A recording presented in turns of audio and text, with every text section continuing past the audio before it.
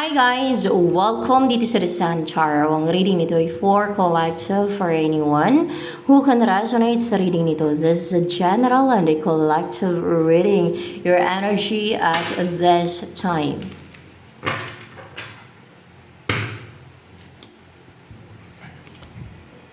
The Moon. May lalabas na para bang ma-surprise ka. Hidden siya ngayon pa lang for sure. Ngayon ba naka-hide pa lang yan? Naka-hide pa lang siya ngayon. Naka-hide. Ay guys, it's offer. It's a huge offer. Oh, malaki. May lalabas. Naka-hide pa lang ngayon. Hindi mo pa alam. May offer. Ewan ko anong offer yan. Pwedeng cup of love. Maganda kong cup of love. Or magandang offer, no, na it could change your life for the better. Yan ang ayaw ko nandito ko. Ruta na away nan tigil.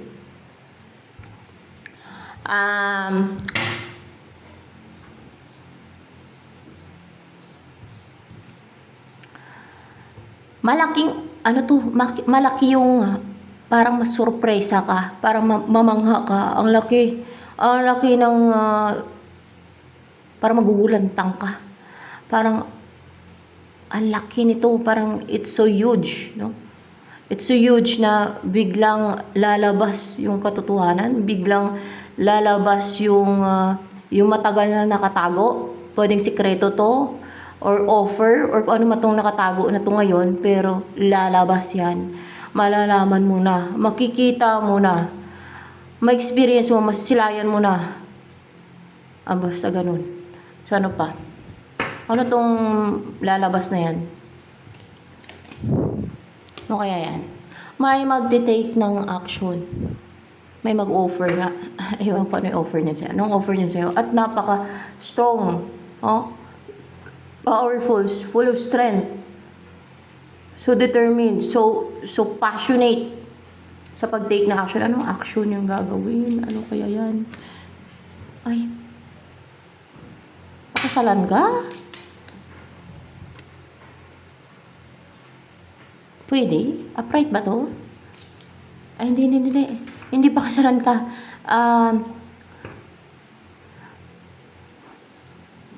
Parang may lalabas na katotohanan na ikaw ba makakaano yan? Makasumpong ng lalabas na katotohanan na malaki. Ikaw talaga. Ikaw talaga, guys. Something huge. High status. May magte-take na action. Person mo. Person mo lang pala. Malaki nga yung offer niya sa'yo, guys. Malaki to. It's a huge offer talaga. At buo pa. Kaya pala. Huge, sabi ko kanina. Yun na nga eh. Kumpleto pati yung offer niya sa'yo. Baka may bahay na, lupa na titirhan nyo. Or yung mag-umpisa na kayo magsama. Or basta parang may pagka magulat ka eh. Parang it's something huge, hindi lang ito eh. Hindi lang bahay at lupa eh. Parang it's something huge na mamangha ka. Magulat ka. Parang mapawaw ka ba? Mapawaw ka. Mapawaw ka. Tama. Wow. Mapagano ka siguro na. Kasi isip mo lang mapawaw ka. So offer niyan. Ano kaya yan?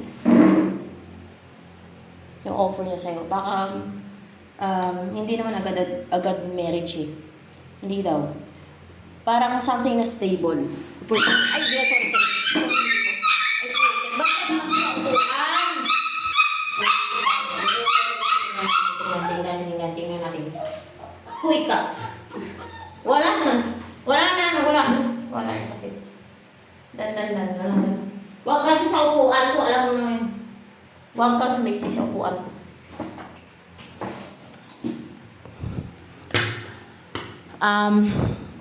Sino yung person na to na mag-take na action sa'yo? Oh, parang surprise ka sa offer niya. Someone na strong. Oh, powerful, may dragon eh. Someone na complete na yung tools niya. Kompleto na yung tools niya. Capable na siya. Hindi na imposible na magawa niya yung you will be together kasi kumpleto na yung tools niya. Wala nang maging blockage, wala nang makakahadlang sa kanya na makasama ka, na makapiling ka. Oh? Merong self-love, self-worth, intellectual, logical. Ano na siya ngayon, yung parang naglalagay ng boundary sa mga abusive ba? Baka hindi naman yan sa'yo cold, no? Baka sa ibang tao to. So, yan. Ano yung offer niya yun sa'yo? Surprise niya talaga yun sa'yo? Pa-surprise? Hindi niya naman surprise yun sa'yo eh. Pero masu-surprise ka lang talaga. Yung offer niya na, hindi niya yung pa-surprise sa'yo. Kundi, ma-surprise ka lang talaga dahil sa huge ng offer na yan. Kung huge na tong Ace of Pentacles, much more. Kung kunwari bahay lupa na titira kayo doon, no, na magsama na kayo, masigit pa dyan. Mapawaw ka nga eh. It's not common. It's something great. Parang katulad ng, eto, di ba? Extraordinary. Over extraordinary. Parang katulad na lang ng crab. Wala namang ganyang crab, di ba? Oh. Na it's so huge. Parang extraordinary. Extraordinary. Parang ganon. Ano kaya yung offer niya sa'yo? Sample. Anong offer niya sa'yo? 8 of Wands. Travel.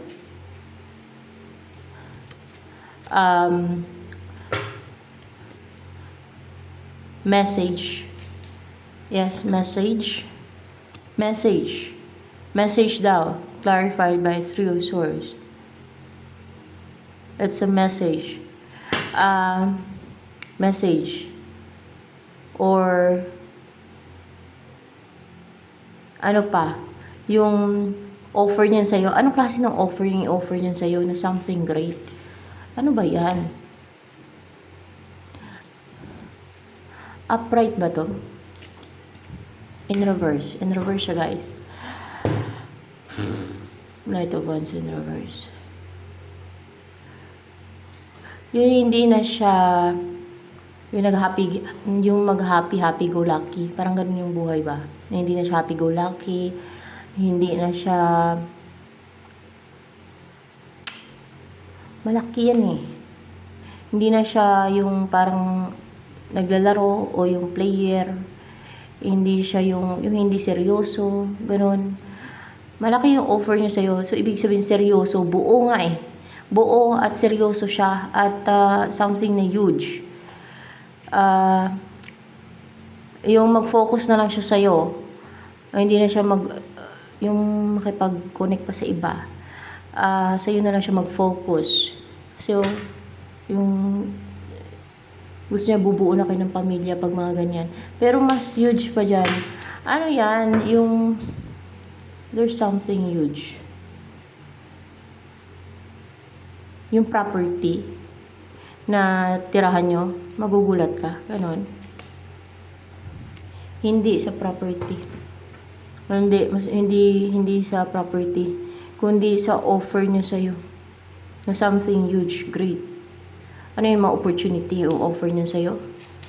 Mga opportunity na you will be secured, stable throughout your life. Ganon. You will be safe, secured, stable, protected, mga ganon.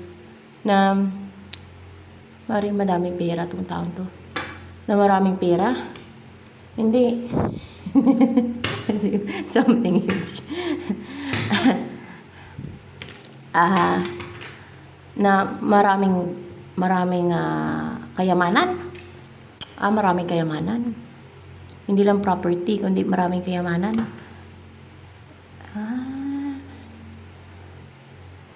Kilala ka na yan. Ano yung maraming kayamanan? Baka pinamanahan siya o binild niya yun. Ano mang kayamanan yan? Baka madami siyang ginto.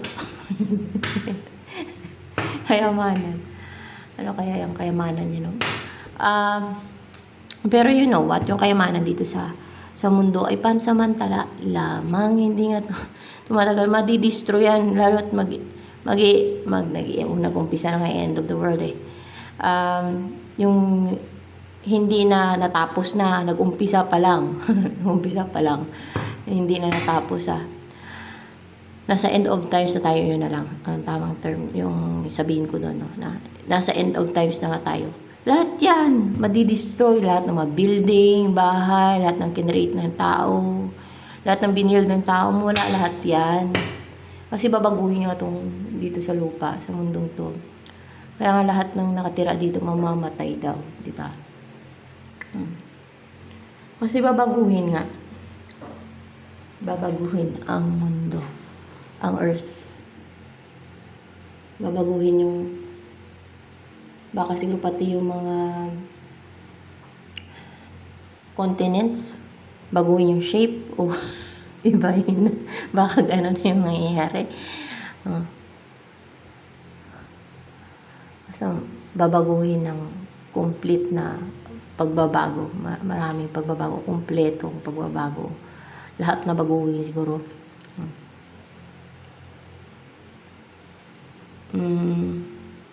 Message ng angels for you. Kaya, yung kayamanan dito sa lupa, hindi nga madadalas kabilang buhay yan eh.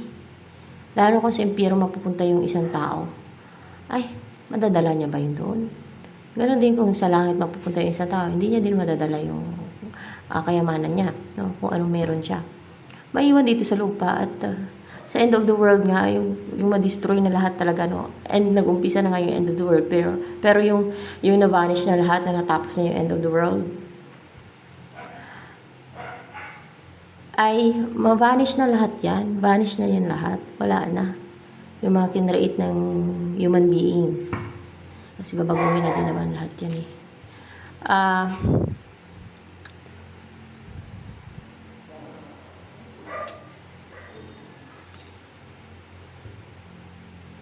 Ano ang message ng angels for you? Holiday. The answer you're looking for can be found during a vacation, retreat, or holiday getaway.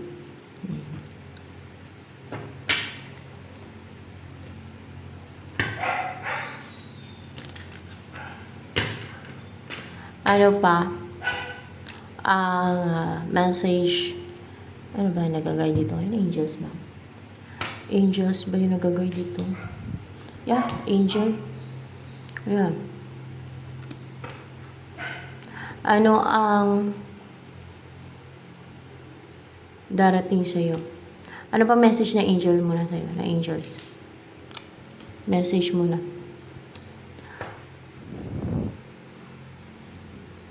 What's with the Ten of Swords and reverse here? Maliban sa makarecover ka na sa sino to yung person mo? Yung Ten of Swords? Ikaw yan. Na hindi ka na masasaktan. Hindi ka na mababackstab. Hindi ka na masasaktan ng iba. Na makarecover ka na din pati, no? With this Ten of Swords in reverse, pair with this, ay makaka-recover ka na sa painful, sa hurtful na pinagdaanan mo. Makapag-forgive ka na din. At kung hindi ka pa nakapag-forgive, basta makarecover ka na sa mga painful, hurtful, kung nasaktan ka, kung nakaranas ka ng betrayal, o kung ano man yan, pang babackstab, o pang atake ng iba, makarecover ka na dyan na hindi ka na maging defensive pa. Mawala na yung pagiging defensive mo. So, ano pa? Hindi mo na kailangan na maging guarded all the time. Hindi mo na kailangan maging defensive. Kasi hindi ka na din masasaktan. Pwedeng ganun din. So, ano pa ang energy mo ngayon? Seven of Cups in reverse. Hindi ka na nalilito. Hindi ka na naguguluhan. Hindi ka na napapakonfuse o napapalito ng mga enemy. Alam mo na kung ano yung gusto mo talaga. Alam mo na kung ano yung choice mo. Alam mo talaga kung ano yung, baka klaro na sa'yo kung ano talaga yung tama sa mali. Alam mo kung sino yung the one, the right one, pwedeng ganon. Alam mo kung ano yung pipiliin mo, hindi ka na nalilito. So ano pa, ang energy mo yun. The Fool. Oh. You are fearless and risk taker.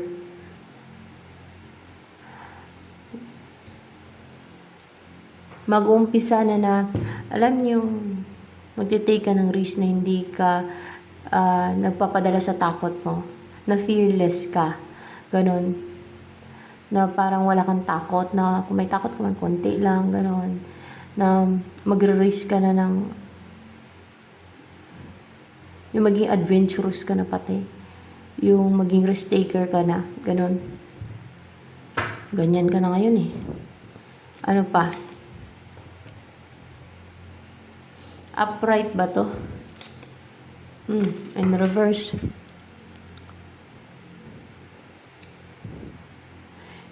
You're in separation right now with your lover or with the person na minamahal mo or yung person na yung divinely guided yun yung connection. Separated kayo ngayon or you're not together right now. Wala pang union sa inyong dalawa. Hiwalay kayo ngayon or you're not in a union right now, separated.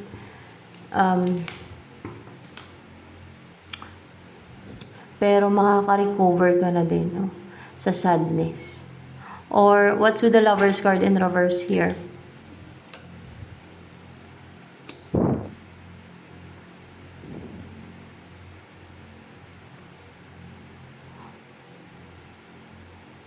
Na yung taong separated kayong dalawa or you're not together pero divinely guided kayong dalawa, mawawala na yung sadness mo dahil sa nangyari separation sa inyo kasi you will be together. Magkakaroon ng pagbabalikan sa inyo yan. Mawala na yung kalungkutan sa buhay mo, yung pag-grief mo, yung emotional turmoil na dinadanas mo. Hindi mo siya malulose forever kasi magkakatuluyan kayong dalawa. Hindi nyo malulose forever yung isa't isa kasi kayong dalawa ang magkakatuluyan. You will end up together. You will build a family, a happy family, a peaceful life together. Mapayapang buhay.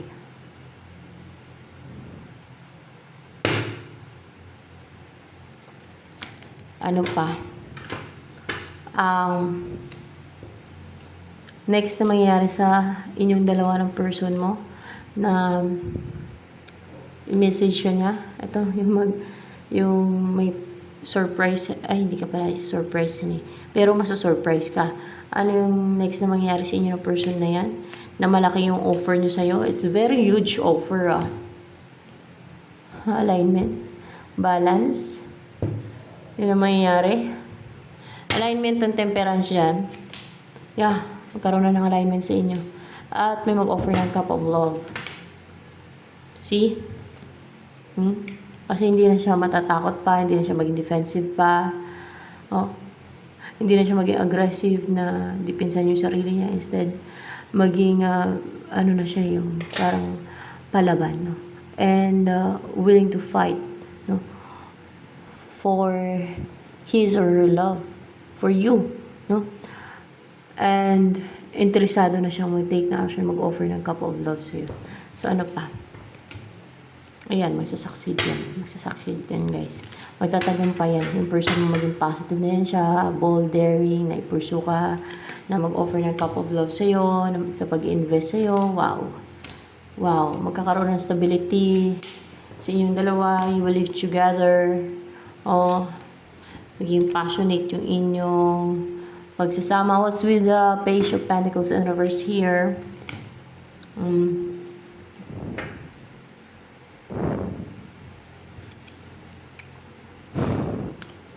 Page of Pentacles in reverse.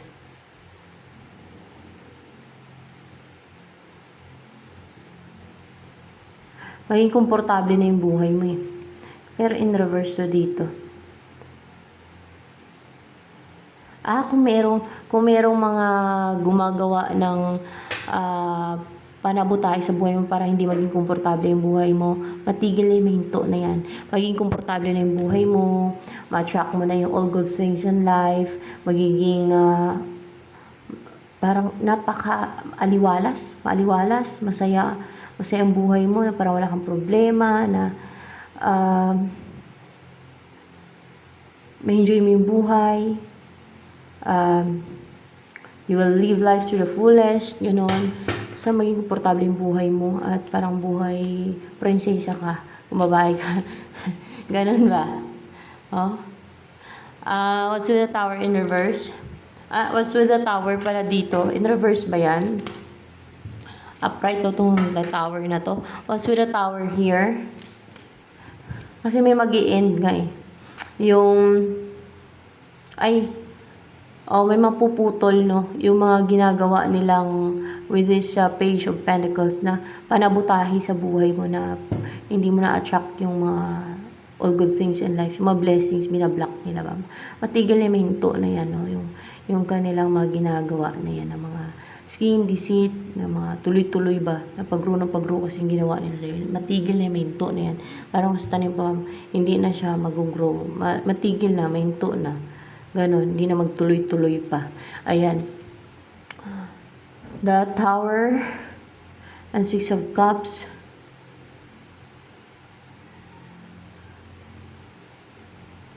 For clarification with the Tower here. Ano kaya ang Tower dito?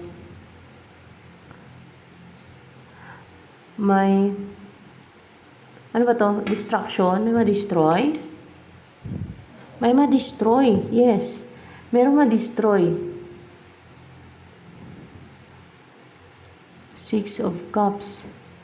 Itong Ten of Pentacles, may ma-destroy.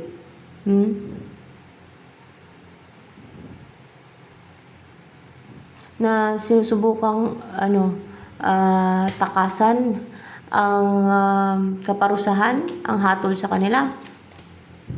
Mukha nga, palang. Sinusubukan nilang takasan o malusutan ang mga parusa sa kanila. Parang gano'n na nga. Na parang may ino-offer sila, guys, with this Knight of Cups. Na nagsusumamo silang wag silang parusahan sa ginawa nila sa'yo? Nagsusumamo sila para hindi sila parusahan, para hindi sila atulan. Itong Ten of Pentacles, sa ginawa nila sa inyo ng someone na meron kayong soul connection, may ginawa sila sa inyo. Parang patago to, guys, Hermit. Meron silang mga inalam sa connection, tapos may ginawa sila sa inyo. Merong mga inalam, no? Na mga tungkol sa inyo, parang may mga hinanap silang kasagutan, may mga hinanap sila, may mga hinalungkat, may mga hinanap, may mga inalam sila sa inyong connection nito ng someone na meron kayong soul connection. Itong Ten of Pentacles na to, kung madaming pera tong pamilya na to, madidestroy pa rin sila. Sinusubukan nilang makiusap sa God na patawarin sila. O napatawarin sila sa ginawa sa'yo.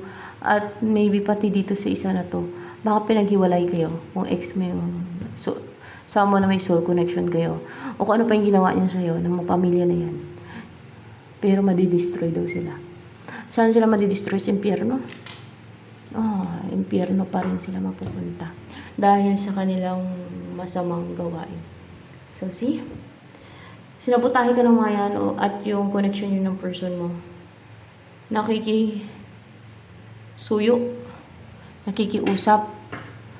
Napatawarin. Bakit hindi ka ba tinantanan yan na maagap? Hindi. Tuwang-tuwa pa sila. Ayaw ka sanang tigilan. Ayaw ko sana tigilan. Oh, gusto makipag-challenge, mga foolish yan eh.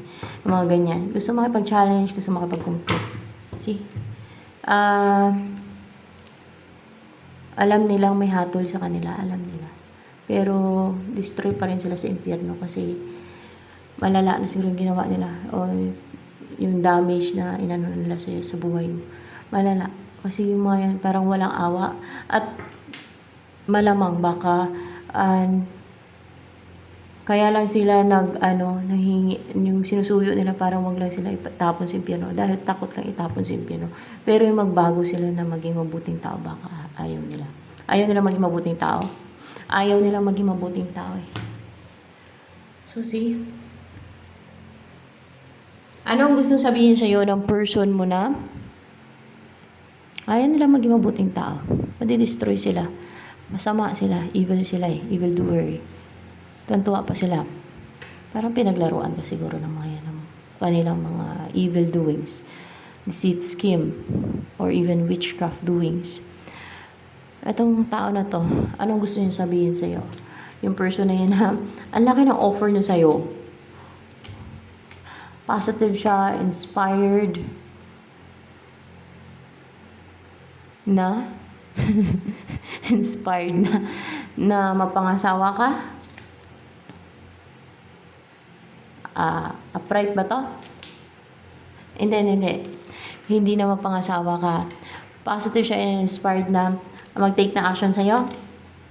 Hindi doon. Na-unite kayo, no? Na-unite kayo dalawa, ilang term dyan, yung tamang dyan. Na-unite na kayo kasi mukhang matagal na ni-restrict yan, no? O ni-restrict ka, na mangyari to, kaya parang nandun din yung excitement sa person na to, na ma-unite na kayo. At yung makipag-unite na siya sa'yo. Yung magkaroon na ng union sa inyo at balance na basta yung ma-unite na kayo, magkaroon ng reconciliation sa inyo, yung pagsamahin na kayong dalawa, yun, positive siya and na-inspire siya. Ayan. Ano pang gusto sabihin sa'yo ng person mo na to na malaki yung offer niya sa'yo? Ano pa yung gusto niya sabihin? Talagang gustong-gusto niyang makasama ka, na mag-build kayo ng strong bond. Excited na siya. Excited na talaga siya, guys.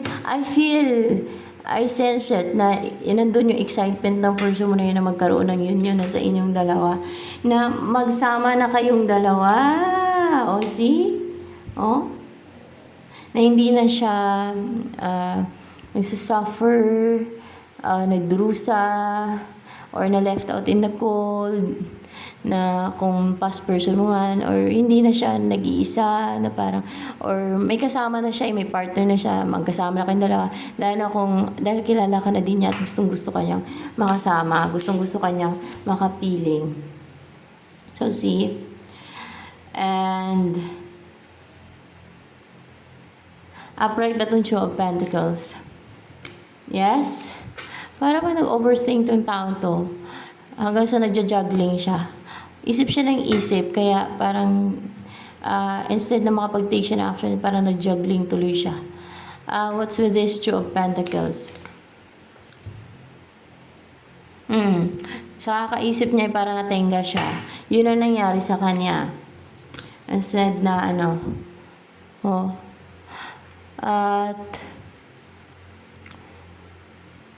and the King of Cups. What's with the King of Cups? Para siya malulun sa emotion niya. No?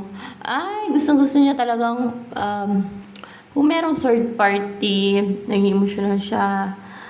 Kung may kakonek ang iba, kung nalaman niya na may third party, or kung pwede ding reunion. Ano ba tong Three of Cups dito? Reunion.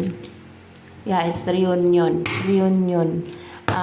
Dahil mahal na mahal ka niya, or na-in-love siya sa'yo, or parang na-shaken yung kanyang mundo, yung world niya, na parang lalo yung damdamin niya talagang matindi yung emosyon niya sa'yo, na na-attach na talagang matindi impact mo sa kanya.